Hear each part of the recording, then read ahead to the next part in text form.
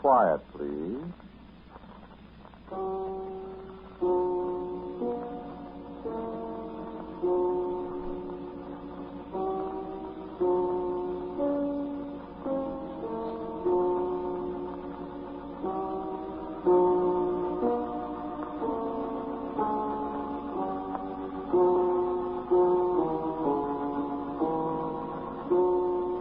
The Mutual Broadcasting System presents Quiet Please, which is written and directed by Willis Cooper and which features Ernest Chappell.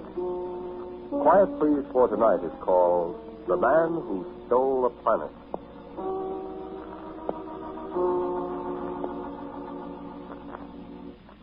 I've been a very fortunate fellow, having money enough to do what I wanted to do, knowing what I wanted to do with it. I suppose I'm the best-known amateur authority on Mexico and the ruins of the Mayans and the pre-Mayans there is. Although if you're not interested in that kind of stuff, you never heard of me. So what? So if you're not, go on and read the baseball scores or tune in a quiz program or just do whatever you want to. I can't stop you.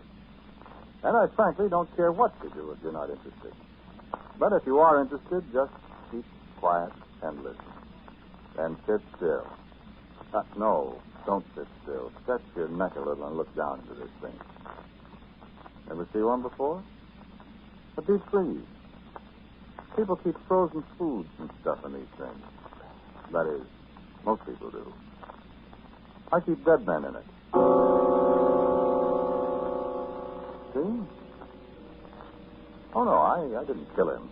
Matter of fact, I'm not entirely sure he's dead. He doesn't breathe. His heart isn't beating. If he isn't dead, he ought to take down his sign. He was just like that when he was walking around, like a mummy. And that outfit he's got on, that's the uniform of a very high priest of a race of people who inhabited a certain part of Mexico in the 5th century A.D. Yeah, fits him, too. It's his own uniform. Well, sure I know about these things. I've spent too many years at this business to be fooled. Fantastic, huh? Yeah, I know that's what you laymen expect to hear from archaeologists. Lots of stuff about walking mummies and weird curses and all that Boris Karloff routine. But take it from a practicing member of the profession, archaeology involves a great deal more grubbing in the ground and sifting wheelbarrows full of dirt than it does dodging zombies. However, here I am on a July evening in the year of our Lord 1948 with a house full of extremely dead high priests who were born in the Mexican jungle some 1,400 years ago. No, I didn't cart them back with me. No. They walked in on me.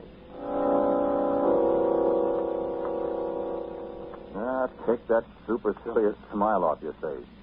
Yeah, I know what you're thinking. More of that supernatural stuff. More of that H.P. Lovecraft stuff. That my blood froze in my veins of the eldritch, whatever that is, being that towered above me. Well, don't kid yourself. What you people call supernatural is just as natural as apples growing on a tree. The only thing is, our great thinkers, our figures out, they all stop when they come to something they can't explain immediately with their slide rules and their log tables and spectroscopes and stuff. And once in a while, somebody finds out something, and a little chunk of the so-called supernatural slides over into the field of exact science, and everybody says, I knew it all the time. My eyes. So if men dead 1,500 years can walk around, there's a perfectly logical explanation for it. They know the explanation. We don't. And if we ever find out, accidentally, there'll be 100,000 scientists to tell you they could have done it a long time ago, only they were working on nuclear fission and other more practical benefits to the human race. Thing is, I don't care how they do it. My interest is in why they're here. That's what affects me. Oh, I didn't tell you why they're here. That's quite simple. Well, they want something I've got, something I brought back from Mexico with me. Something I stole from them. And, I may say, something I want very much to keep. So, that's my problem, children. What's yours?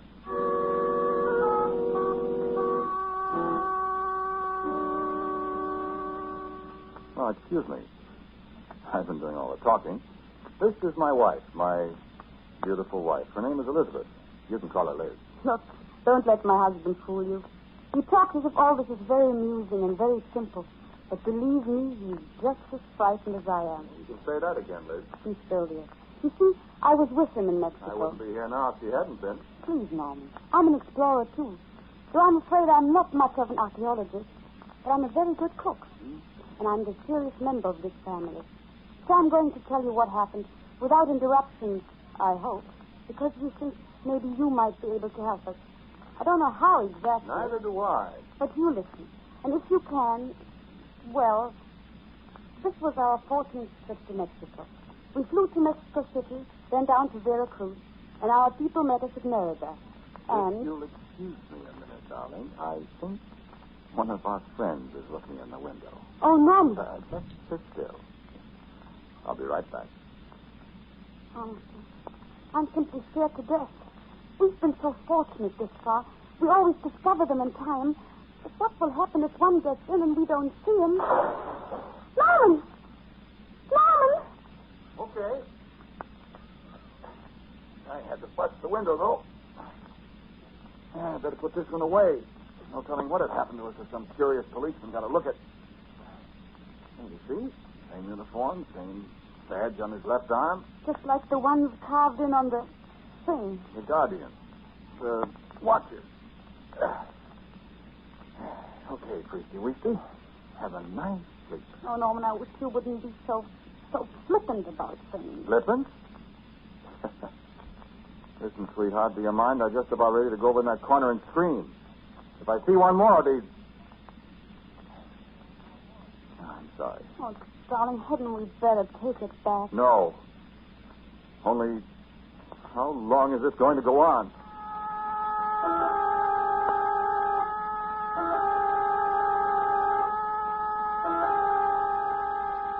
Yeah.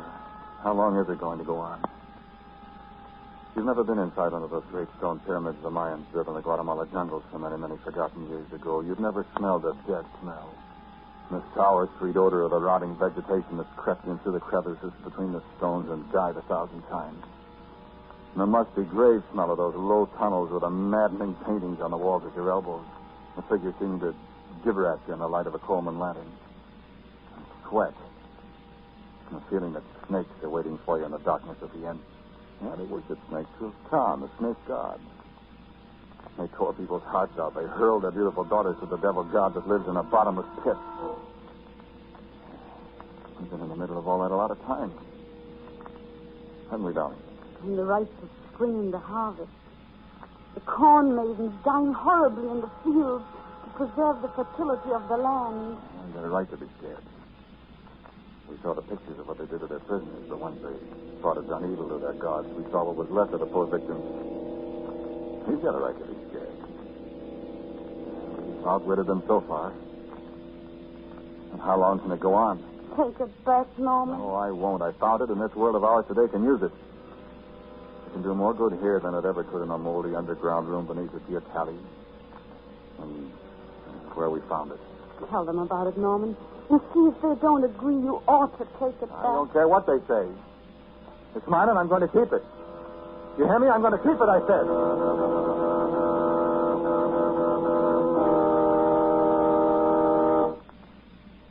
We'd heard about the place so many times. The place where the world lives, they called it. And the place where the world lives is what it's still called, though the world doesn't live there anymore. Not since Liz and I found the deep galleries and took away the greatest treasure that the world has ever seen. All right, now you know. When you hear a little more about it and see it, you'll forgive me for being dramatic. The greatest treasure the world has ever seen. You'll agree. Well, tell about it. Will you take it easy, please? We finally found a place. Let's see if I can tell you about it. A wilderness of high grass, the kind of grass we'd never seen before, higher than our heads, sharp-edged as razor blades. Look at my arm. Loathsome insects hanging out of the 2-inch blades of grass. Silent, and dripping, heat, and crawling things. How I found the place, I'll never know. There was nothing to warn us. We just flashed our way through one more stand of high grass, and there was the door. The door was open. kind of ramp led straight down into darkness. Darkness that seemed to begin a little too close to the bright entrance. Darkness that... we just shivered there in a horrible heat that covered us like a coffin lid. Yes, of course we went in. We lighted our lanterns, went in alone. And that was what we came for, wasn't it? And I think we were the first human beings who had set foot on that long stone ramp in a great many centuries. Yeah, we knew it. We could feel it. The passageway wasn't so bad. Except for the pictures on the walls, I think I'd rather not tell you about them. They were put there, of course, to give any intruder an idea of what would happen to him if he got caught in there. You wouldn't believe me if I told you. I want to remember this very clearly, Liz. You stumbled against something. It was the lever that opened the inner door. And the door opened, and I said, "We found it, Norman." And the door closed behind us. And our lanterns went out. I put out my hand for Liz, and she was still there. We stood there a minute. I got over my first fear. Liz was kind of moaning in the dark. It's okay, honey. Stand still so we don't get separated from each other. Just stand still. I light the lantern again. No, wait. There's a light. And there was a little light, a little faint light, down there under the earth. And at first I couldn't see where it came from. But our eyes got more and more used to the dim radiance. We finally saw where it was coming from. But there's a globe there, Norman. I think so, too. Come on, let's look over. What is it, Norman?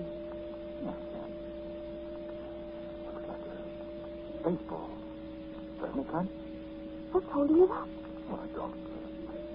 I can't. It just seems to be suspended in the air. I'll be darned. Light the lantern. Yeah. Wait. Don't touch it, Liddy. Can't touch it. What? It's inside something, a globe of some kind. Crystal, I guess. Here. Well, what do you know about that? Here, hold up the lantern a little. I want to look at it close. Liz, look here. Look at this. What? Well, look. Do you see what it is? Just a little ball of silver. Oh, Norman. You see? That isn't possible. Liz, this is the greatest archaeological treasure anyone has ever seen. It can't be. It is. See, there's the North American continent. And look around here. Europe, Asia, Africa. It's the world. Do you realize what it means? My It goodness. means that these people knew the world is round hundreds of years before Columbus proved it. It proved that the people who lived here knew all about the world. Look, even Australia. Yes, it is. Perfect. Why, this will upset every scientific... My Lord, woman, do you realize what a discovery this is? I'm afraid of it. Oh, I found what holds it up. What? It's not suspended in midair at all. See these two little wires? One from each pole? And you see? I see. Oh, Norman, it's so beautiful and so terrifying. Terrifying, my eye. Yeah, this is one treasure the Mexican government isn't going to get. Are you going to take it? Are you kidding? What was that? Oh, the door blew open. I was wondering how we were going to get out again. Now everything's going to be all right. And I nearly dropped the lantern. Because when I turned around to look at the door, the rays of my lantern lit up the walls of the circular rock-hewn room we stood in. And ranged around the walls 2 feet apart were the high priests and all their regalia. Just like these you looked at. All of them staring at us, each one of them with a bow in his outstretched left hand, and an obsidian-tipped arrow drawn to the head, aimed straight at Liz and me.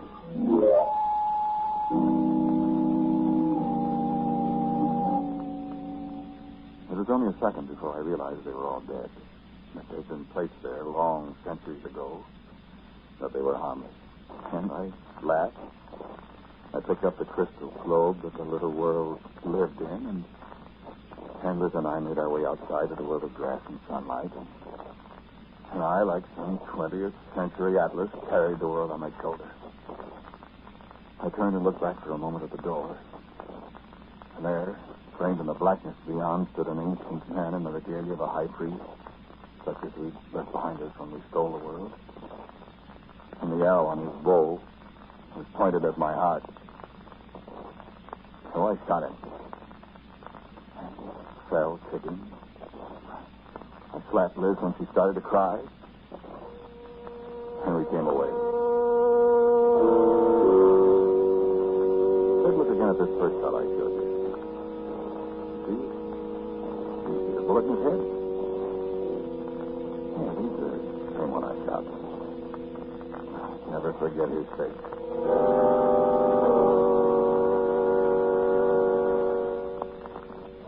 Well, there isn't much more to tell. Is there, Liz? I think there is. Oh, that's right. Come in here. I want you to see this world, this little silver globe that was fashioned nearly 1,000 years before Columbus was born in a Mexican jungle that hasn't even got a name. Come in. Here it is. Quite a thing, isn't it? What? Oh, yes, I managed finally to break the crystal globe it was in. The day of that big earthquake in Japan it was. Yes, I don't know why it still stays suspended in the air like that. There's reason for it, of course. No, not supernatural. Perfectly natural if we could only find out why. But there's something else I wanted you to see. Look at it closely. Isn't it beautiful? The continents in relief. See the mountains, the Rockies, the Himalayas over here? And the ocean really looks wet, doesn't it? Wonderful workmanship. Oh, Norman, please. Liz. Here. Look at it with a magnifying glass. See anything? No, I guess you can't. You'd have to watch it for a long time to see. I was, well, I'll say surprised when I discovered it. For it's turning. Turning on its axis once every 24 hours. It's been revolving like that once every 24 hours for a million years, friend.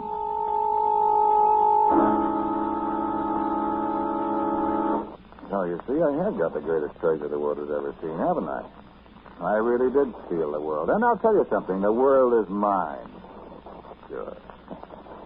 Let anybody do anything I don't like, I'll take care of them. It's my world, see? You don't believe it? Well, look here. This is a very fine platinum blowpipe. And this is water. See here? That's the Sahara Desert. What? No, Norman, please don't. Wait. What? You see? Nothing happened. Is that so? Liz, turn on the radio. There's a news program on now. Go ahead. Just be quiet for a second. Norman, I don't want... Turn it on. And be still. All of you. Hopes for immediate peace in the Holy Land. Just a moment, please. Okay. Ladies and gentlemen, it is reported that the Sahara Desert, the driest place in the world, has been suddenly inundated by widespread cloudbursts of unimagined intensity. The rolling sand dunes of the world's greatest desert are now submerged below a Turn it sea of water. down. Hundreds of persons. There, you see? Sorry if I killed some people, but... well, I may have to kill lots of people someday, so, it's practice. Don't believe it? Oh, here, take this needle. No? Well, watch me. What shall we destroy? No, not a town. We'll wait for that. Besides, I can't pinpoint a town on a globe this size. Exactly. Let's see. Where's this? Norman, please don't. Liz, will you sit down, please, and shut up? Now, I guess this is fairly uninhabited. Northern Minnesota, it's all deep forest there. And they've never had an earthquake. So, Norman. just jab it a few times with a needle. Feel that? That, friend, is an earthquake a few thousand miles away. A very severe one. Liz, turn up the radio. I don't want to. In such a time of world unrest, Mother Nature herself takes a hand and shows her own power. Yes. Oh, no. Ladies and gentlemen, here is another catastrophe. The great Mesabi Range in northern Minnesota has been completely obliterated, according to first reports of a devastating earthquake that has laid waste thousands of square Not at miles all. of the United States. Well, what do you think? Norman. I don't know exactly what to do. If I can just keep these high priests Norman, from the please. globe long enough. Maybe I ought to just sit tight until they've all visited me and I've put them all away and live. And then I'll be all right. I'd like your opinion. Norman. What do you want? Norman. The glove. Stop bothering. Taking it. Oh, well, hello, Brother Priest. Put that down. Put it down, I say. Put it down or No, I'll... Norman, don't shoot. You might... Stop, I tell you. No, Norman.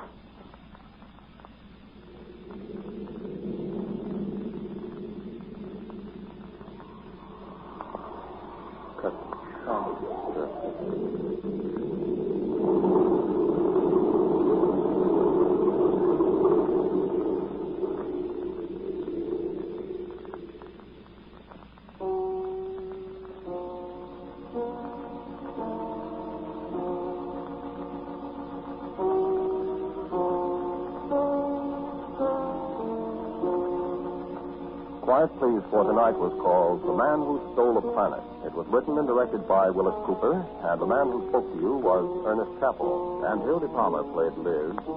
The voice on the radio was that of Phil Conkin. Music for Quiet Please, as usual, is played by Albert Berman. Now, for the word about next week, our writer-director, Willis Cooper. No, nobody is stolen the world, really. Everybody in the studio is, at least at this moment, still alive, and while they were on the air, they represented nobody living or dead, or you wouldn't have lived to hear this story, you see. So for next week, I've written a story called It's Later Than You Think, and I hope you'll listen.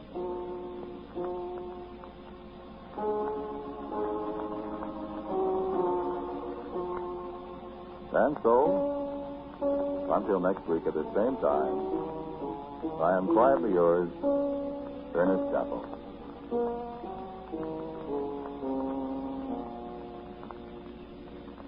Everyone is aware that the high cost of living keeps going higher.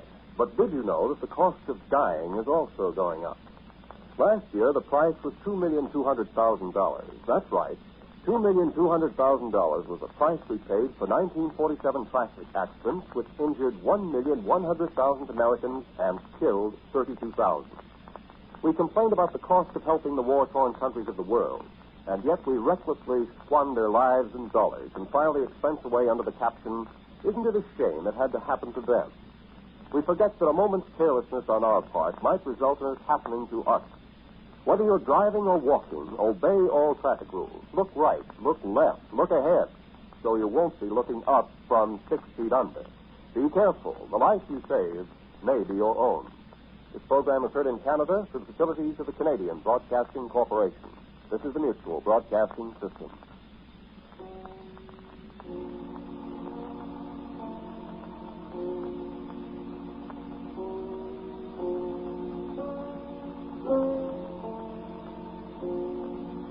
Spooky Ventures is the home for spooky content and spooky merchandise on the web.